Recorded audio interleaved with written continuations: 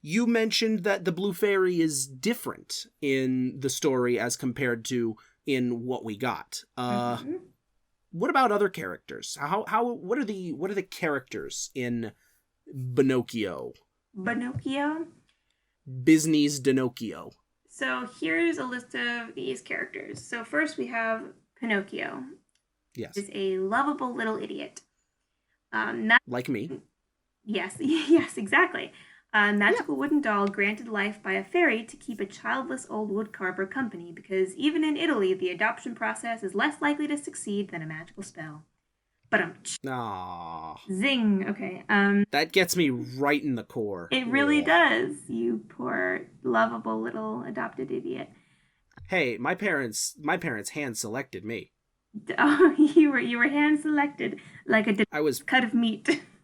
I was a ripe cherry tomato, farmer selected and handed off to a fine couple making a salad. Oh, but that would imply that they cut you up. I mean, everybody gets cut up by their parents from time to time. Yeah, I guess so. Verbally. If your parents are cutting you up in any other way, call somebody. Yes, we'll put a child like a children's hotline down below. Anyway, so let's see. If anything happens to you like happens in Pinocchio, call somebody. Oh my gosh, yeah. If anything, watch Pinocchio, and if anything that's depicted there happens to you, then just reach out. Please reach out. If somebody just says, safe. Let's go to Pleasure Island. If an old man approaches you, if an old man or a talking fox approaches you and tells you to come to Pleasure Island with them, then do not go. Scream fire, run away, aim for the heads.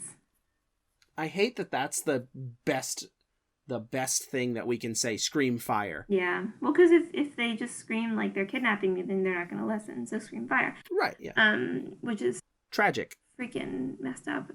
So yeah, Pinocchio, cinnamon roll, seemingly indestructible, which is good considering how many times he would have died from blunt force trauma alone. Considering that, he maybe didn't make the best choice when wanting to go from being a tiny wooden Luke Cage to a soft mortal meat suit. He was basically like wooden unironic Deadpool. Yeah, like as far as we know, he could just keep rebuilding himself if somebody like takes his arm off. Yeah, I mean he could just he's got no strings to hold him down.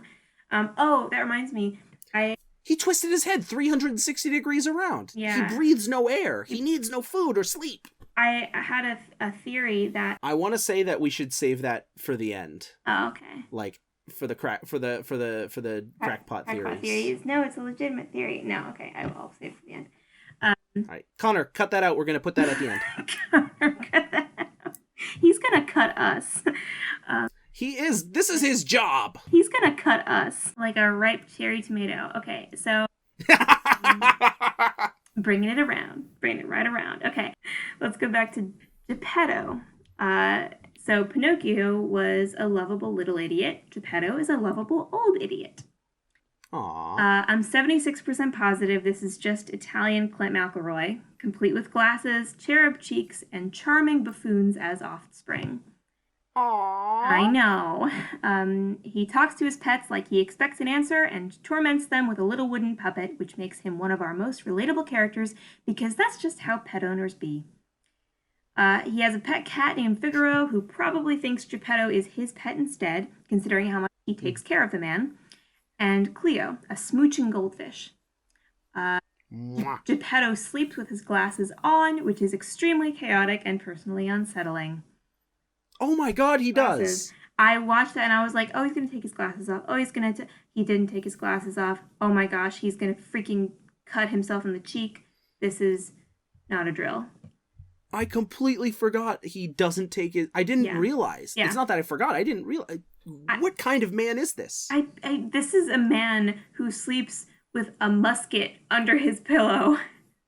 It's a blunderbuss, thank you very much. Well, it looks like a musket. And he sleeps with a firearm under his pillow, poking into his head. He sleeps with his glasses on, and nothing phases this man. Now we know where Pinocchio gets it from, his immortality. I know, that's true. Yeah, he's son of Geppetto. We don't know where Geppetto came from. Maybe Geppetto was a little wooden boy himself. All right, so we have Jiminy Cricket, an apparently homeless talking cricket with human-like hands and feet. Acts as Pinocchio's conscience and does an absolute horrible job, abandoning him at least twice, and convincing him to lie, and getting him captured by two separate grown men with nefarious aims. Technically the same set of grown men working for two separate additional grown men. No, two separate grown men, and then there's two animals. Oh, right, yeah. I keep forgetting that they're not people, they're animals. What? Yeah. They're... Oh, I'll get into that later. I have a list. That's a whole rabbit hole. It's a whole foxhole. Hey, foxhole. Hey, swag. All right, so now Blue Fairy. Blonde bombshell in a slinky evening gown. She kind of looks like Katherine Heigl. Does she? She does, yeah. Katherine Heigl. Let me think about Katherine Heigl for a second. It's hard not to think about Katherine Heigl every second of every day. Is she the one who played Stephanie Plum in One for the Money? That is not a question that I can answer. Understandable. In 27 Dresses, she was the romantic comedy queen for like a solid 5 years, and then she just dropped off the map. She's like a Drew Barrymore with bigger eyes and smaller cheeks? Sort of. That's a tough description to make. Yeah. I don't know. She was in The Ugly Truth. She was in 27 Dresses. She's just like the blonde with round, chubby cheeks. She looks like a 30-year-old Shirley Temple, but like not creepy, like actually attractive. Okay. I haven't seen any of those. I will look her up later because I haven't seen any of those movies that you mentioned that she was in. Mm-hmm. She looks like a less waifish version of the girl who plays Villanelle in Killing Eve. Oh, like a more bombshell type person, less European looking. Okay, I can kind of picture that. Yeah. Anyway, keep that in, Connor. Katherine Heigl aside. Yeah, Katherine Heigl aside. Let's push it aside for a second. But that's what the Blue Fairy looks like. She's a nosy bitch who breaks her promise not to help Pinocchio and Jiminy, and shoehorning them both into achieving their goals. Angel or God allegory, I guess? ? Also, not actually blue, which is a freaking letdown. Right, yeah. With blue hair, she would have looked really cool. Yeah. So, those are all the good people. Now let's go to Stromboli. Oh. Must we? We must, unfortunately. So, for Stromboli, I put... Yeah. Yes. Owner of a traveling marionette show who captures Pinocchio to be in his act. To this day, I still can't decide whether he's a Romani stereotype or a Jewish stereotype. Both are unsettling and become more unsettling when you think about how, prior to the 90s Disney Renaissance, Stromboli was the most popular, most villainous villain. And, insult to injury here, I was reading about the source material, and in the original story, Stromboli actually is a redemptive character. He kidnaps Pinocchio at first, but then whenever Pinocchio begs him to let him go back to his father, Stromboli not only lets him go, he also gives him like 5 gold nobles to bring back to his father. What the hell? So, we could have had a redemption in the story. No, of course not. How could we? He has to be the stereotype who's bad. He has to be the weirdly like graphic, sexually graphic stereotype. Ugh, And this is our first, but this will not be our last foray into horrible stereotypes in Disney film. Actually, speaking of that, let's get a little bit. Oh yes, you said you prepared something. Yeah, let's have kind of serious corner for just 1 second. All right, I'm turning the chair all the way around. I'm sitting in it backwards. Well, we'll get back to goofs in just a second, but first I wanted to Let's wrap. take a moment. Yeah, I wanted to take a moment to address the stromboli in the room. Yeah. So you said we were done with goofs. Actually, one yeah, goof. We're never going. One goof. One punch, but it's one. Okay. So, don't even. I know you just watched a Goofy movie, but there's no home for that quite yet. Goofy hasn't been birthed. Art Babbitt hasn't given birth to Goofy in a major way yet. Okay, so Serious Corner. So, yes. As we slog through these earlier movies, we see a few things. We see the birth of new techniques in animation. We see Disney's unique eye for crafting a children's story. Mm-hmm. We also see some pretty offensive racial depictions. Absolutely.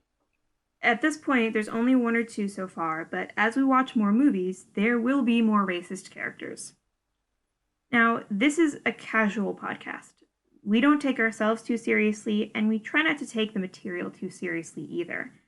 But we ask that you please don't misinterpret our brevity on these problematic elements as ignorance or even acceptance of them. Children's films and Disney films are as much a gauge for public opinion on certain things as the earlier fairy tales and stories they were adapted from. Our podcast simply doesn't have the strength to support the weight of analyzing these things as much as they deserve. But just because we don't dive into them, that doesn't mean we want anyone to ignore their presence.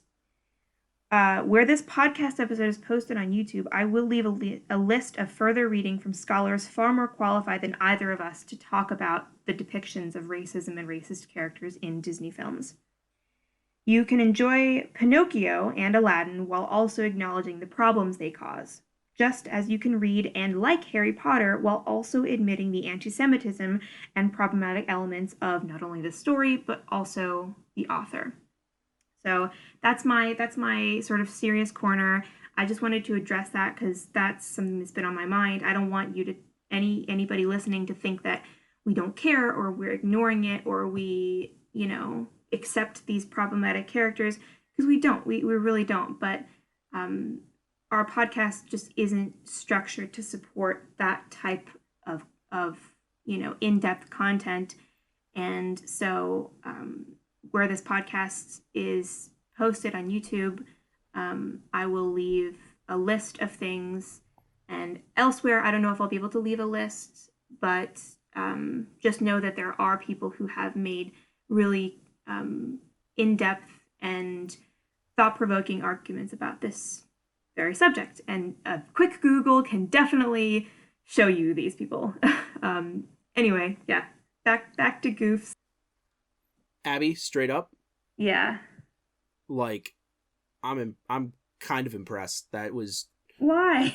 I don't know. Like, you're bringing out like references and sources that are going down there, like to specifically condemn this. Like, that's really cool of you. Like, I was gonna say, like, the biggest thing I can do. Me thinking the biggest thing that I can do is, like, I see something, I say something, I move on. I see something. If you see something, say something. Yeah, when I was watching Pinocchio with my parents, they said a word that rhymes with tipsy. I said, that's wrong to say. And then I just moved on, kept watching the movie. And I was like, well, that's the most I can do. You're coming at it with sources and stuff. Well, yeah. Like, I'm impressed because, like, I have a difficulty in checking myself, to that extent. I think of myself in the terms of, well, there's not much I can do, and I forget, like, I can just, like, Google it. I can educate myself.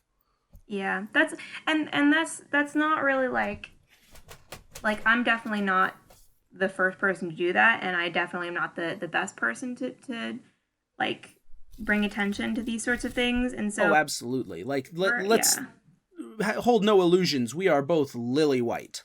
Yeah. I mean, like, I just got a bachelor's degree in English literature. I'm not going to be making groundbreaking research. My only publication at this point is about pedophilia in a freaking Vladimir Nabokov story. Like, I'm not Oh my god, yeah. I'm hardly having a scholar Devil Wears either. Prada moment. I'm having a Devil Wears Prada moment. Pedophilia in Lolita, groundbreaking. Groundbreaking. Yeah, I know. So pretty much, but yeah. So wherever I can, I educate myself, and then if I can say I know nothing about this, then I'd like to follow that up with here are people that do know things about this, and I do have some sources because one of my final projects for my Latinx literature class was I chose to do it on the Latinx presence in Disney movies, actually, which is weirdly topical. So I have sources from there. But Oh yeah, because we're not too many episodes from now. We're getting into not just Saludos Amigos, but the Three Caballeros. And yes, apologies to any Spanish-speaking listeners if I absolutely butchered that. I'm trying my best. yeah, and Uh, yeah. So yeah. that was just my little thing that I was gonna say. And not like I don't want to like pat my own back on that. Be like, look at how good I did, because it's not that was the intent. And I know that things are really difficult right now in the world. And while Yeah. yeah, And we're trying not to be a political thing. We're trying to yeah, we're just like I say at the end in the outro that we copy and paste at the end of every episode. This is a subjective opinion podcast based yeah, on Disney movies where like you can still go and ride the Pinocchio adventure ride somewhere, and I think it's Disneyland. I think maybe it's in Japan. I don't know. But yeah, like us reminding you that Stromboli is a horrible, terrible Romani Jewish stereotype isn't gonna get Disney to pull up stakes and say, "Aw, shucks, we'll try again." Like, yeah. no, they've made like $1 billion on the back of that wagon. On that traveling circus wagon. All right, so let's lift off here now that things are a little less heavy, maybe. We'll leave the racist stereotype back there until I have to mention him.